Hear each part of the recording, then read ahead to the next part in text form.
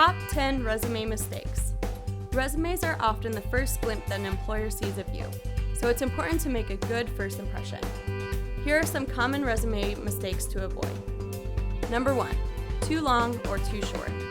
Resumes for new college graduates should be one page. Your text should be balanced across the page so that it takes up most of the page vertically. Use white space to provide a visual cue that you are moving to a new section or new idea. Number 2, using a template. Avoid using resume templates, as they often leave off sections that you need to include and include sections that you don't need. They also tend to be very difficult to edit. It's better, and faster in the long run, to use a blank Microsoft document and format your resume in a way that makes sense for your experience and career goals. Number 3, grammar and spelling errors.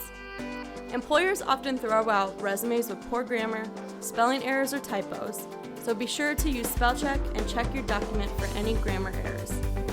It's a good idea to have someone else read through your resume to see if it makes sense and provides a clear overview of your experience. The career advisors in Business Career Services are a good place to start. Number 4, inconsistent formatting. Your formatting should be consistent across the page. For example, use the same font throughout your resume, or if you bold one subheader, be sure to bold all of your other subheaders. If you include a blank line after one section, be sure to include one after your other sections as well. Number 5, use reverse chronological order. When deciding how to order each section on your resume, start with your most recent activity or experience and work your way backwards, so the newest things are first and the oldest are last. Number 6, no information or vague statements. Employers want to know what skills you might bring to their company, so be sure to showcase the skills you've used at your jobs or activities. Bullet each new idea or skill that you want to showcase. Start each bullet with an action verb. The resume handout found on the Business Career Services website has a handy cheat sheet of resume-relevant action verbs. Number 7, keep your audience in mind. When deciding on what to include, be sure to think of the kinds of skills an employer might be looking for, such as teamwork, the ability to work in a fast-paced environment, or attention to detail. Keep these transferable skills, or soft skills, in mind as you describe your experiences. Provide concrete information when possible, such as numbers or the results of your actions.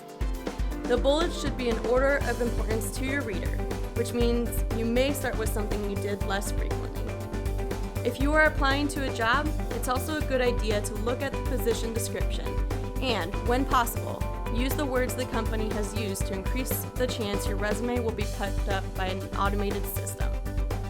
Number 8, missing important information. In the education section, don't forget to include information such as the type of degree, the major, and the month of the year of the expected graduation. In the experience section, be sure to include the organization name, your job title, the city and state where you worked, and the month and the year you started to the month and the year you stopped working at the company or participating in the group. Number 9, unnecessary information. As a new college grad, you do not need a summary of qualifications section. These are more appropriate for experienced workers with lengthy histories that require a quick overview. Adding the blurb, references available upon request, is also not necessary, as employers know that you will provide this if asked. References should be on a separate page, not on the resume, and provided at the interview or when the employer asks for them. Lastly, resumes should never include information such as race, sex or gender, age, or any identifying pictures. Number 10, not knowing what is on your resume. It's important to know what is on your resume and be ready to talk about it in an interview. You should always send the most updated version of your resume when applying for a job. Be ready to talk about your experiences and the skills you've gained and how they will make you a good candidate for the job for which you are interviewing.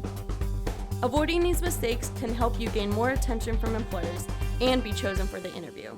Good luck!